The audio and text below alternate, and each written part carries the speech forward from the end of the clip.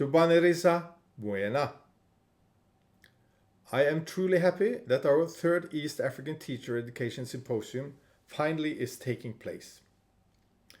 As the principal investigator of the Kabuto project, which has initiated, supported and financed this event, I want to express how proud I am that we have created a space where educators, researchers, students and other stakeholders from across the region and beyond can come together to reflect, to challenge and to reimagine.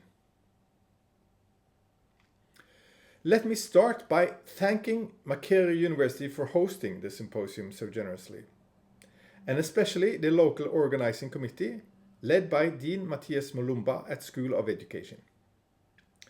These things don't just fall into place.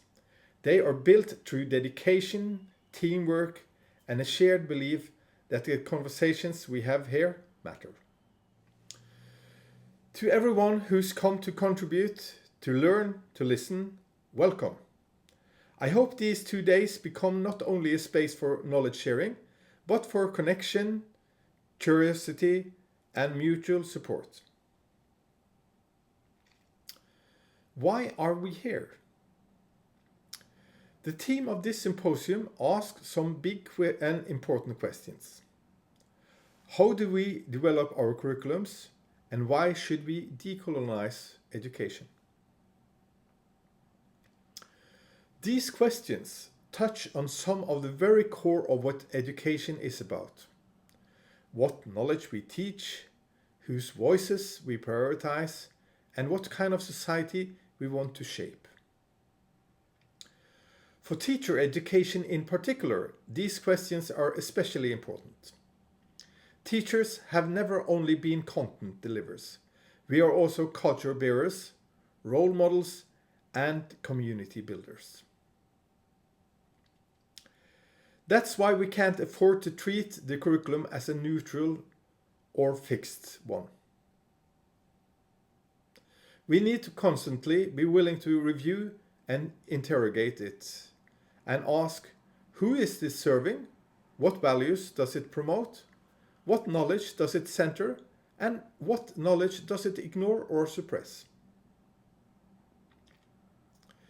When we hear the word decolonization, it's natural to think of history. All the way back to the 1860s, and officially from 1894, Uganda, like many other countries in the region, was shaped by British colonial rule, its education system included. Much of what was introduced during that time, from language to assessment methods to the very idea of schooling, reflected the needs and values of a colonial system, not the lived realities of the people it served. We still find many traces of British and Western influence in the national curriculum of Uganda. Sometimes the way it manifests itself looks even stranger through Musungu eyes. As Musungu, we understand that some Western forms of knowledge may have been relevant in a particular context in our education system, but understand less and might question why it is given priority in your African system. But colonization isn't just something of the past. Today it can take new forms, less visible, but still powerful. Take technology, for instance. The use of digital tools in education is growing rapidly.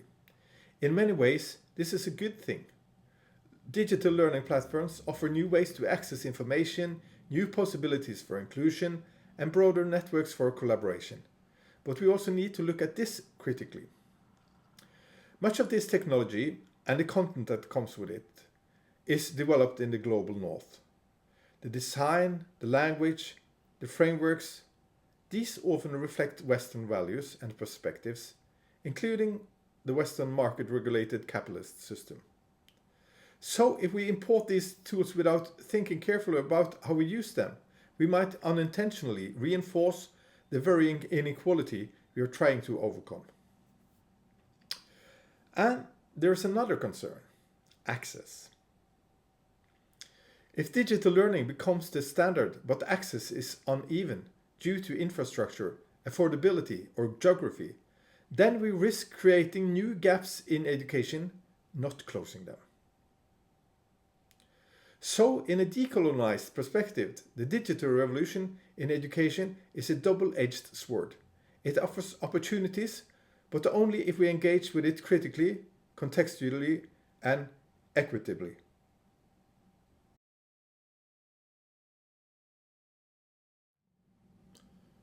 Let me share two stories from Norway that I think speak to these issues in a maybe unexpected way. The first is something that happened just last week. I was in a meeting with the Norwegian Minister of Education, and she told us about a significant change she wants to propose. Digital skills have status as a basic competency in our school system, but the current government is looking into the possibility of removing digital skills as one of the 5 basic competencies in the national curriculum of Norway. The focus, she said, should return to the foundational skills of reading, writing, and arithmetic. Through the increased use of screen-based tools, we see that the reading skills of Norwegian students are weakening. Research also highlights that having access to physical books has qualities that both promote reading skills and learning.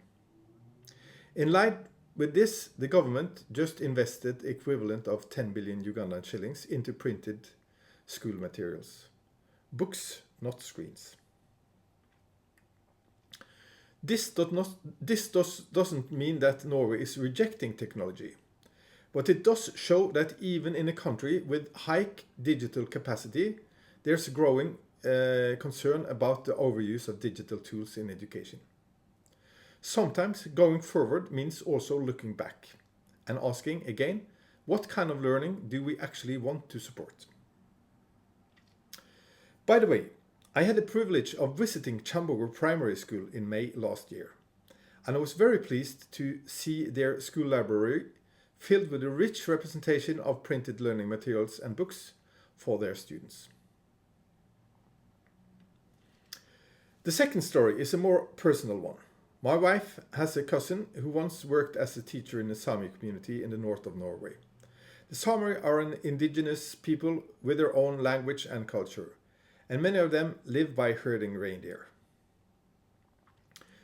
One day, while teaching English, a Sami student refused to participate.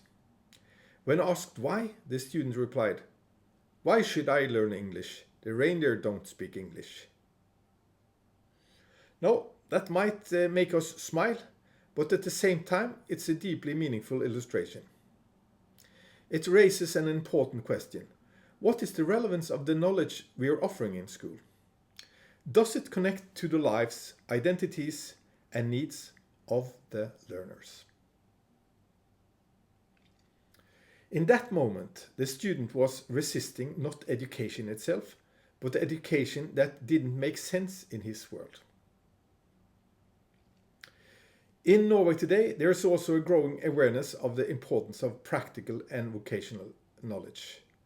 Many students choose vocational pathways in secondary school, becoming plumbers, electricians, health workers, mechanics, and more. This shift is not just about employability. It's part of a broader move to recognize different ways of knowing, to say that academic theoretical knowledge is not the only kind of valuable knowledge.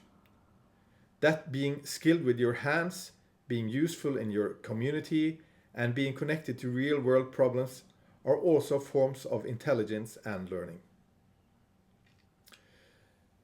I see this too as a kind of decolonization. It challenges the old hierarchies that privilege abstract Eurocentric knowledge over local lived and embodied knowledge. It reminds us that education must serve many purposes, not just the production of academicians, but the nurturing of capable, grounded citizens.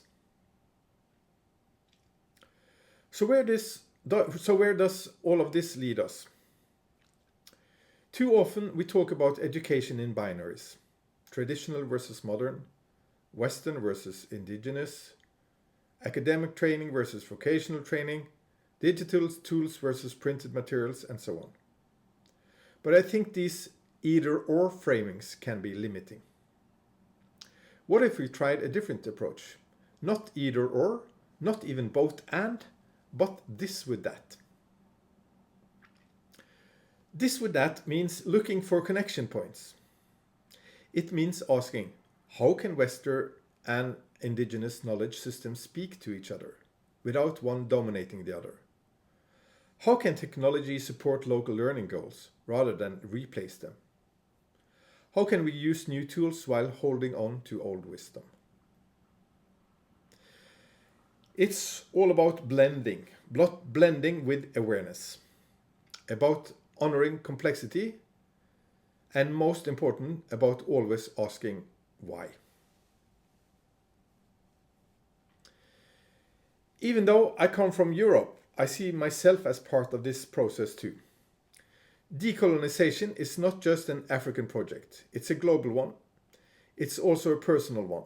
It challenges each of us to examine what we bring into the classroom, our assumptions, our worldviews, our histories.